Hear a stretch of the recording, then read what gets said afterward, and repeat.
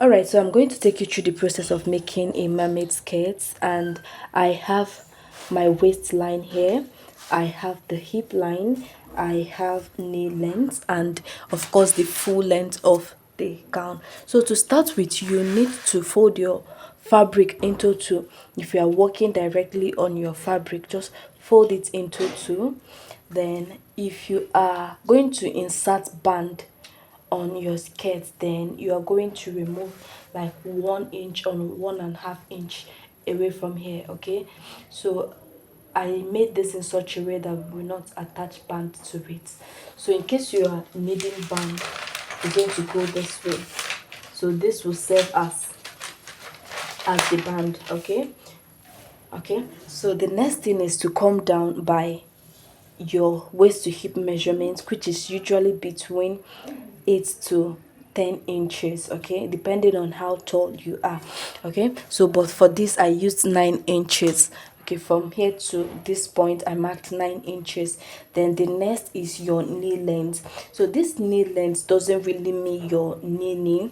Okay, so you are going to mark it in such a way that maybe from your knee length you come up by 2 to 3 inches, in such a way that you can be able to walk. Let me show you example.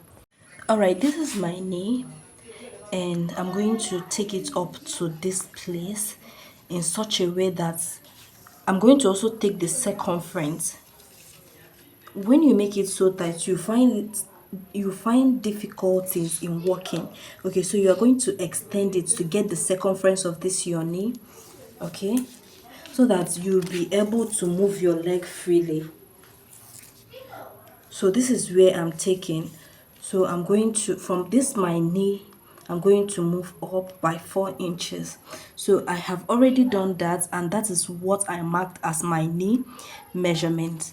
Then you go ahead to mark the full length of your skirt, and you know that mermaid skirt is usually fuller at the hem. Okay, you measure it in such a way that even if you wear high heels, you will still have it touching the ground.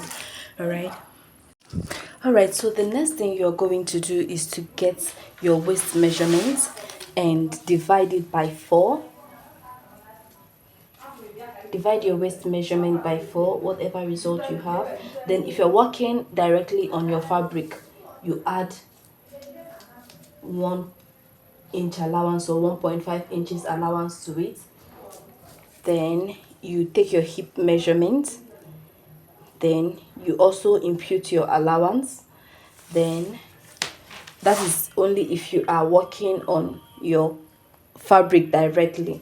Then the knee measurement, just like I told you, the upper knee, so that you can be able to walk. Then you take the circumference and divide it by 4. So this is what we have. So we have this point, and this point. Then the next thing we are going to work on is the full length of the blouse we are working on. Okay, so this is the full length, and I'm going to measure the width we are using for this. So this is, so at this point you just determine how flare you want it. Okay, the flare you want, you can want by 20 inches or 15, but usually it's between 16 to 25 inches, whatever. Okay, so this is what we have. I'm using 20 inches for this, but if you want yours longer, you can go ahead and impute that. Then I'm going to take the distance between this my knee length. What I have here is about 25 inches. So you are going to take this measurement and mark here. Okay, so after that I'm going to go ahead and connect.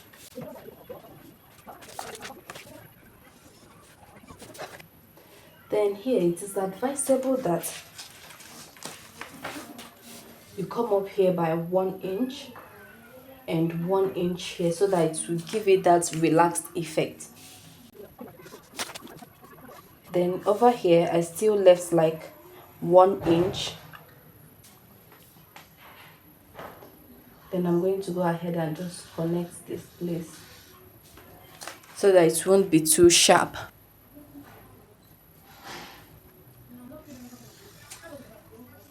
Then I also do not want this part to be sharp. I'm going to connect it this way.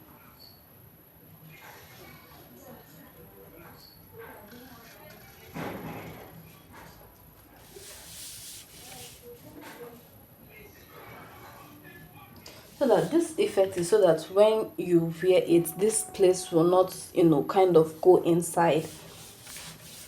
So that's the idea.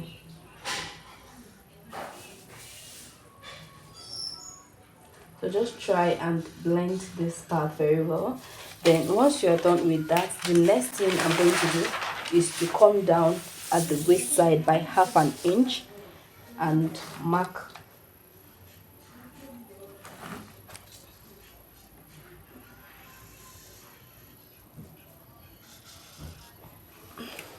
Alright, so this is it for the front pattern. So I'm going to go ahead and cut it out, and we use the same pattern to cut the back pattern. Alright, so at this point I had to place the front pattern that we cut out to another pattern so we can use it to cut the back pattern. And this is what it looks like. So after that, I had to pin it to this back pattern so that it doesn't move when I'm cutting it or drafting the pattern. Then after that, I came out here rather by 1 inch for my zipper allowance. Okay, so this is it for this. Then the next thing I'm going to do now is to adjust this zipper area. So if you don't want to have a bulgy zipper at the back, you come in here by 1 inch and connect it all the way to maybe like 7 inches down before the hip line. So I'm going to do that. So 1 inch is okay. Connect to this zipper. Then I'm going to go ahead and add this 1 inch we took out to this side. So you go ahead and measure that.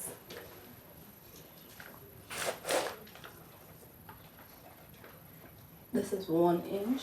Then I'm going to connect it all the way to this part. So I used like 7 inches for this, and I'm going to mark that same 7 inches down here. Then I'm going to connect it right there.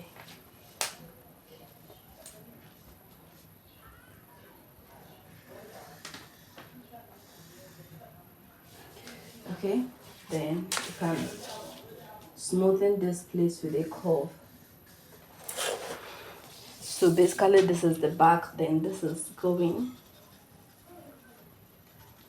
Alright, so after this, you can go ahead and cut out your pattern. You can go ahead and cut out your pattern and straight to, the hem and this way. Then if you want it to be fuller, okay, if you want your skirt to be fuller, then from this place you can take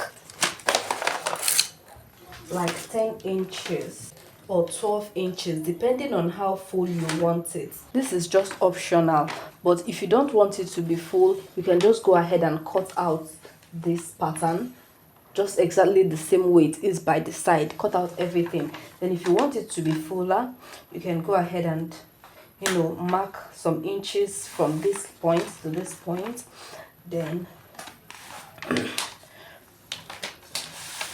on this your knee line, you can come up here on this your knee line, then you try and connect it. Then just try and blend it here. So on this part, you can decide to come down here by 5 inches, or depending on how long you want the back tail, because the back is usually longer than that of the front if it has tail. So you come down by like 5 inches and you go ahead and connect. So you're going to start connecting from here, from this front part. You go ahead and connect it.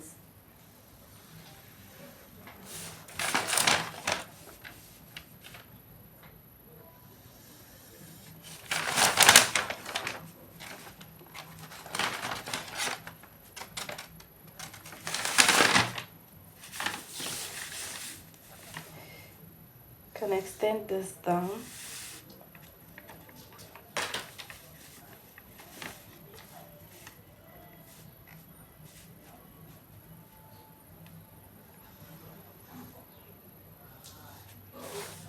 Just try and blend it well so that it doesn't look funny.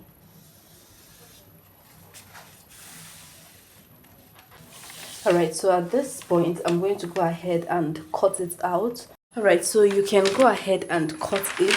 Then for your lining, if you want to have a shorter lining, you can just come down here. Maybe you use your actual knee length so that you don't have a very short lining. You can use your actual knee length or come up a bit. Then if you want a fuller lining, you use this same pattern and maybe you deduct 2 inches from it so that the lining will not be showing after the lace. Okay, you just trim off 2 inches from this.